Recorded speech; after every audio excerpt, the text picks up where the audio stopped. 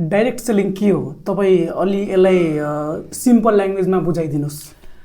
Direct selling भनेको एउटा व्यवसाय हो ओके, जहाँ कुनै पनि कम्पनीले प्रोडक्ट बनाएर सिधा कन्ज्युमरकोमा पुर्याउने गर्छ।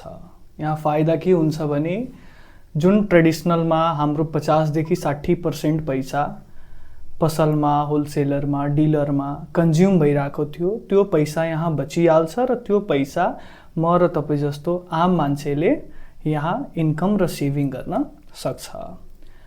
अब यसको यो कन्सेप्ट चाहिँ आजभन्दा 140 वर्ष पहिला सुरु भएको अमेरिकाबाट।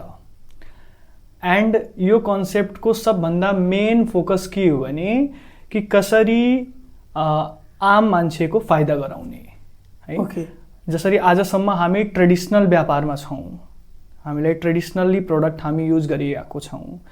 डाइरेक्ट सेलिङ भनेको के हो भने डाइरेक्ट कम्पनी टु कस्टमर र यहाँ कस्टमरको बेनिफिट छ। कस्टमर भनेको को? म र तपाईँ, हामी सबैजना कुनै न कुनै प्रोडक्टको त कस्टमर हो नि त। सो यहाँ बेनिफिट भनेको हाम्रो छ। कसरी हाम्रो यसमा हाम्रो बेनिफिट कसरी छ? यसमा बेनिफिट हाम्रो 3टा कुराले छ।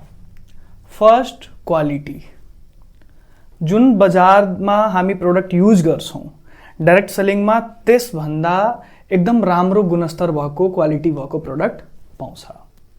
Second, savings. For an example, तपाईँले कुनै साबुनले नुहाउनुहुन्छ, त्यो साबुन 50 रुपियाँ मूल्य छ भने 50 रुपियाँमा किन्नुहुन्छ। तर डाइरेक्ट सेलिङमा 40 to 50% पैसा हजुरको सेभिङ भइहाल्छ। मतलब त्यो 50 रुपियाँको साबुन हामीले 25 देखि 30 रुपियाँमा पायौँ। थर्ड भनेको के हो भने डाइरेक्ट सेलिङ एउटा मिडल क्लास मान्छेको लागि ड्रिम व्यापार पनि हो, ड्रिम बिजनेस पनि हो।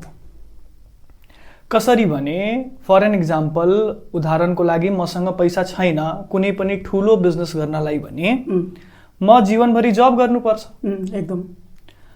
बट डाइरेक्ट सेलिङले मलाई त्यो अवसर दिन्छ कि मसँग पैसा नभए तापनि मैले यहाँ आफ्नो व्यापार बनाउन सक्छु र सोचेको चाहेको सबैको सबै सपना पूरा गर्न सक्छु। ओके, डाइरेक्ट सेलिङ फस्ने फसाउने, जोड्ने तोड्ने काम भनिन्छ।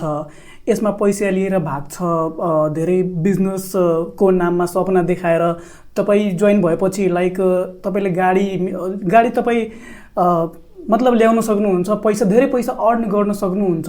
धेरै ठुलो ठुलो सपना देखाएर डाइरेक्ट सेलिङमा जोइन गराउन त, तर त्यो पैसा लिएर भाग्छ। के साँच्चीकै डाइरेक्ट सेलिङ स्क्यामिङ बिजनेस हो, फस्ने फसाउने, पैसा लिएर भाग्ने बिजनेस हो, के हो? तपाईँ सिम्पल ल्याङ्ग्वेजमा अलिकति डिफाइन गर्नुहोस्, यसलाई के हो अलिकति तपाईँ भन्नुहोस्।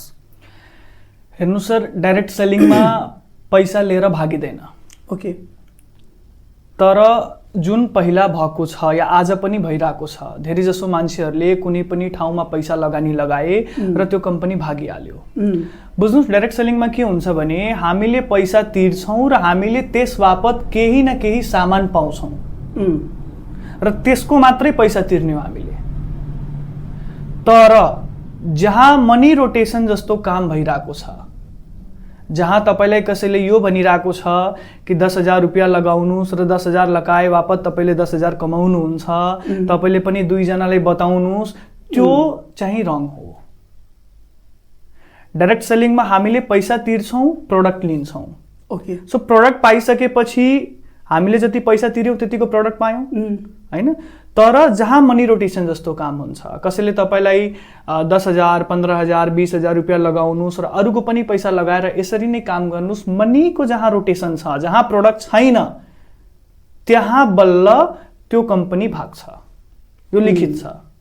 यो कसरी काम गर्छ डाइरेक्ट सेलिङ इन्डस्ट्री? हेर्नुहोस्, डाइरेक्ट सेलिङ इन्डस्ट्रीलाई लिएर हाम्रो गभर्मेन्ट आज एकदम फ्लेक्सिबल छ है। पहिला डाइरेक्ट सेलिङले लिएर कुनै पनि कानुन हाम्रो देशमा थिएन, तर 5 वर्ष पहिलादेखि नै हाम्रो देशमा कानुन बनिसकेको छ। एन्ड डाइरेक्ट सेलिङ आज एकदम गभर्मेन्टको रुल्स र रेगुलेसन फलो गरेर कम्पनीहरू काम गर्दैछ ओके हैन।